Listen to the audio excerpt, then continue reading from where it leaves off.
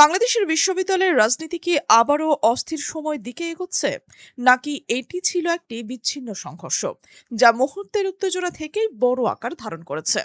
এই প্রশ্নগুলোর উত্তর খুঁজতে আজকের বিশেষ প্রতিবেদন। রংপুরের বেগম রোকেয়া বিশ্ববিদ্যালয়, যে ক্যাম্পাস ২০২৪ সালে জুলাই আন্দোলনের স্মৃতির সঙ্গে গভীরভাবে জড়িত, সেই ক্যাম্পাসই আবারও জাতীয় আলোচনার কেন্দ্র। বিশ্ববিদ্যালয়ের স্বাধীনতার স্মারক মাঠে একটি প্রদর্শনীর আয়োজন করা হয়েছিল। আয়োজকদের ভাষ্য অনুযায়ী প্রদর্শনীটি ছিল জুলাই আন্দোলনের স্মৃতি এবং বিভিন্ন ঐতিহাসিক এবং রাজনৈতিক আলোকচিত্র। শুরুতে সবকিছুই স্বাভাবিক ছিল। শিক্ষার্থীরা ছবি দেখছিলেন, আলোচনা করছিলেন, কেউ ভিডিও ধারণ করছিলেন। কিন্তু অল্প সময়ের মধ্যেই পরিস্থিতি বদলে যেতে শুরু করে। প্রত্যক্ষদর্শীদের ভাষ্য এবং বিভিন্ন সংবাদ মাধ্যমের তথ্য অনুযায়ী প্রদর্শনীতে থাকা একটি ব্যানার এবং কিছু ছবি নিয়ে আপত্তি ওঠে। সেই আপত্তিকে কেন্দ্র করেই প্রথমে কথা কাটাকাটি, পরে দুই ছাত্র সংগঠনের কর্মীদের মধ্যে উত্তেজনা তৈরি হয়। এরপর কি ঘটেছিল? এখানেই দুই পক্ষের বর্ণনায় দেখা যায় ভিন্নতা। ইসলামী ছাত্র শিবিরের পক্ষ থেকে অভিযোগ করা হয় তাদের কর্মসূচিতে বাধা দেওয়া হয় এবং পরে হামলা চালানো হয়। অন্যদিকে ছাত্রদলের পক্ষ থেকেও প্রতিপক্ষের বিরুদ্ধে উস্কানি এবং সংঘর্ষে জড়িয়ে পড়ার অভিযোগ তোলা হয়। এই দাবিগুলোর সবগুলো স্বাধীনভাবে যাচাই করা সম্ভব হয়নি, তবে একটি বিষয় নিয়ে তেমন দ্বিমত নেই। সংঘর্ষ দ্রুতই নিয়ন্ত্রণের বাইরে চলে যায়। সামাজিক যোগাযোগ মাধ্যমে ছড়িয়ে পড়ে ভিডিওগুলোতে দেখা যায় ক্যাম্পাসের বিভিন্ন স্থানে ধাওয়া পাল্টা ধাওয়া চলছে। কোথাও ইট পাটকেল ছোড়া হচ্ছে, কোথাও শিক্ষার্থীদের নিরাপত্তার আশ্রয়ের দিকে ঢুকছেন। বিশ্ববিদ্যালয়ের পরিবেশ মুহূর্তের মধ্যেই থমকে ওঠে। একদিকে সংঘর্ষের খবর ছড়িয়ে পড়তে প্রশাসন ঘটনাস্থলে পৌঁছায়। বিশ্ববিদ্যালয়ের প্রক্টর ডক্টর ফেতুস রহমান পরিস্থিতি নিয়ন্ত্রণে আনার চেষ্টা করেন এবং পরে জানান ঘটনার ভিডিও ফুটেজ সংগ্রহ করা হবে। তদন্তের মাধ্যমে দায়ীদের শনাক্ত করে ব্যবস্থা নেওয়া হবে। এদিকে বিভিন্ন সংবাদ মাধ্যমের প্রতিবেদনে আহতের সংখ্যা নিয়ে ভিন্ন তথ্য এসেছে।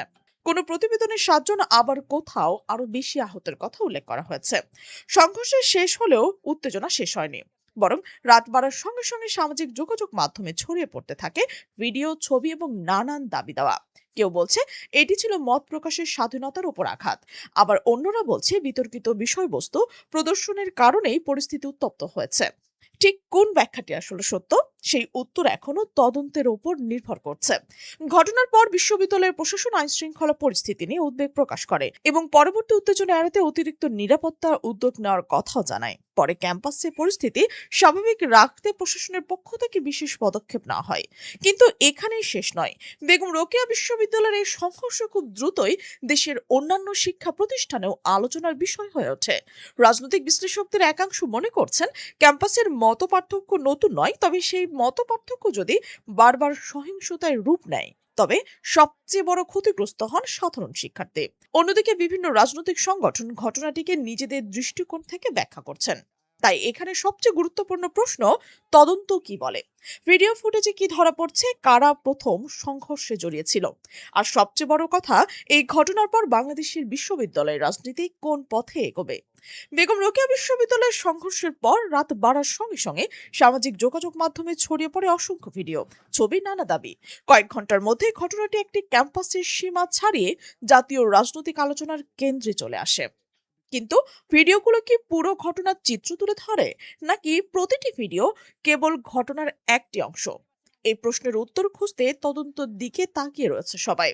সংঘর্ষের পর বিশ্ববিদ্যালয়ের প্রশাসন জানায় পরিস্থিতি নিয়ন্ত্রণে আনতে দ্রুত পদক্ষেপ নেওয়া হয়েছে।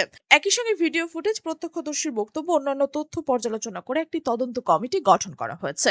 প্রশাসনের লক্ষ্য কে কিভাবে সংঘর্ষে জড়িয়েছিল তা নিরপেক্ষভাবে নির্ধারণ করা। এদিকে উত্তেজনা যেন নতুন করে না ছড়ায়, সে কারণে ক্যাম্পাসের নিরাপত্তা জোরদারের উদ্যোগ নেওয়া হয়েছে।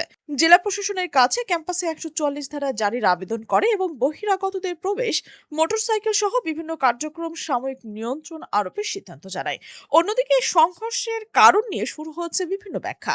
ইসলামী ছাত্র শিবিরের দাবি তাদের আয়োজিত প্রদর্শনীতে বাধা এবং পরে তাদের কর্মীদের উপর হামলা চালানো হয়। অন্যদিকে ছাত্রদের পক্ষ থেকে বলা হয় ঘটনাটি কেবল একতরফা নয়, তাদের কর্মীরাও ক্ষতিগ্রস্ত হয়েছেন এবং পুরো ঘটনা নিরপেক্ষভাবে তদন্ত করা উচিত। রাজনৈতিক বিশ্লেষকদের অনেকেই বলছেন বাংলাদেশের বিশ্ববিদ্যালয়ের রাজনীতি নতুন কোনো বিষয় নয়, তবে সাম্প্রতিক সময়ে একের পর এক ক্যাম্পাসের সংঘর্ষ এই ঘটনার উদ্বেগ বাড়াচ্ছে। শুধু রংপুর নয়, একই সময় দেশের আরো কয়েকটি শিক্ষা প্রতিষ্ঠানেও ছাত্র সংগঠনগুলোর মধ্যে উত্তেজনা এবং সংঘর্ষের খবর এসেছে। ফলে অনেক প্রশ্ন, এটাই কি বিচ্ছিন্ন ঘটনা নাকি বৃহত্তর একটি প্রবণতার অংশ? বেগম রোকেয়া বিশ্ববিদ্যালয়ের নাম উচ্চারিত হলেই অনেকের মনে ফিরে আসে ২০২৪ সালের জুলাই আন্দোলনের স্মৃতি। সেই ইতিহাসের কারণে এই ক্যাম্পাসের প্রতিটি বড় ঘটনা জাতীয় পর্যায়ে বিশেষ গুরুত্ব পাচ্ছে। এখানে শিক্ষার্থীদের মধ্যে দুটি বড় প্রশ্ন ঘুরছে। প্রথমত, বিশ্ববিদ্যালয় কি রাজনীতির মত প্রকাশের নিরাপদ জায়গা হিসেবে থাকবে? দ্বিতীয়ত, মতবিরোধ কি ভবিষ্যতে সহিংসতার রূপ নেবে, নাকি আলোচনা এবং প্রশাসনিক ব্যবস্থার মাধ্যমে সমাধানের অংশ হবে? সমাধান হবে। বিশ্ববিদ্যালয়ের অনেক সাধারণ শিক্ষার্থী সামাজিক মাধ্যমে লিখেছেন, তারা এমন একটি ক্যাম্পাস চান যেখানে রাজনৈতিক মতপার্থক্য থাকলেও শিক্ষা কার্যক্রম নিরাপত্তা বিঘ্নিত হবে না। অন্যদিকে বিভিন্ন ছাত্র সংগঠন নিজেদের অবস্থান ব্যাখ্যা করে বিবৃতি দিয়েছেন। এখানে সবচেয়ে গুরুত্বপূর্ণ বিষয় হলো তদন্তের বিশ্বাসযোগ্যতা। কারণ প্রত্যেক বড় ঘটনার মতো এখানেও সামাজিক মাধ্যমে নানা দাবি ছড়িয়ে পড়ছে। কিন্তু ভিডিওর ছোট অংশ, সম্পাদিত ক্লিপ এবং এক পক্ষের বক্তব্য দিয়ে পুরো ঘটনার সিদ্ধান্তে তদন্ত কমিটির কাজ হবে ভিডিও ফুটেজ বিশ্লেষণ করা, প্রত্যক্ষদর্শীদের বক্তব্য নেওয়া, সংশ্লিষ্ট সংগঠনগুলোর বক্তব্য শোনা এবং ঘটনার ধারাবাহিকতা নির্ধারণ করা। এরপর জানা যাবে প্রশাসন কার বিরুদ্ধে কি ব্যবস্থা নেবে। ক্যাম্পাসের সহিংসতার পুনরাবৃত্তি ঠেকাতে কেবল শাস্তিমূলক ব্যবস্থা যথেষ্ট নয়, রাজনৈতিক সংগঠনগুলোর সংলাপ, প্রশাসনের দ্রুত হস্তক্ষেপ এবং সাধারণ শিক্ষার্থীদের নিরাপত্তা নিশ্চিত করাও সমান গুরুত্বপূর্ণ। কারণ বিশ্ববিদ্যালয় কোনো সংঘর্ষের মঞ্চ নয়, এটি শিক্ষা গবেষণার মত বিনিময়ের স্থান। এখন পুরো নজর তদন্তের ফলাফলের দিকে। সংঘর্ষের জন্য কে দায়ী ছিল? কোন ঘটনাটি প্রথমে উত্তেজনা সৃষ্টি করেছিল? ভিডিও ফুটেজ কি সামাজিক মাধ্যমে প্রচারিত দাবিগুলো সমর্থন করেন? এসব প্রশ্নের উত্তর নির্ধারণ করবে বেগম রোকেয়া বিশ্ববিদ্যালয়ের এই সংঘর্ষের ভবিষ্যতে কিভাবে মূল্যায়িত হচ্ছে। একটি বিষয় অবশ্যই ইতিমধ্যে স্পষ্ট, ক্যাম্পাসের রাজনীতি নিয়ে জাতীয় আলোচনা আরো নতুন করে শুরু হয়েছে। আর সেই আলোচনার কেন্দ্রবিন্দুতে রয়েছে একটি প্রশ্ন, মতের ভিন্নতা কি আলোচনা শেষ হবে নাকি আবারও সংঘর্ষের পথে যাবে? এই প্রশ্নের উত্তর সময়, তদন্ত এবং সংশ্লিষ্ট সব পক্ষের ভবিষ্যৎ আচরণই বলে দেবে। আপনি এই ঘটনাকে কিভাবে দেখছেন? আপনার মতে বিশ্ববিদ্যালয় ক্যাম্পাসের রাজনৈতিক মতবিরোধের সমাধান কিভাবে হওয়া উচিত? অবশ্যই কমেন্টে আপনার মতামত জানান। আর আপনি যদি এই চ্যানেলে নতুন হয়ে থাকেন, সাবস্ক্রাইব করে বেল আইকনটি অন করে রাখুন, যেন আমাদের পরবর্তী এমন বিশ্লেষণধর্মী প্রতিবেদন সবার আগে আপনার কাছে পৌঁছয়। ততক্ষণ পর্যন্ত ভালো থাকুন, সুস্থ থাকুন। আমাদের সাথে থাকার জন্য ধন্যবাদ।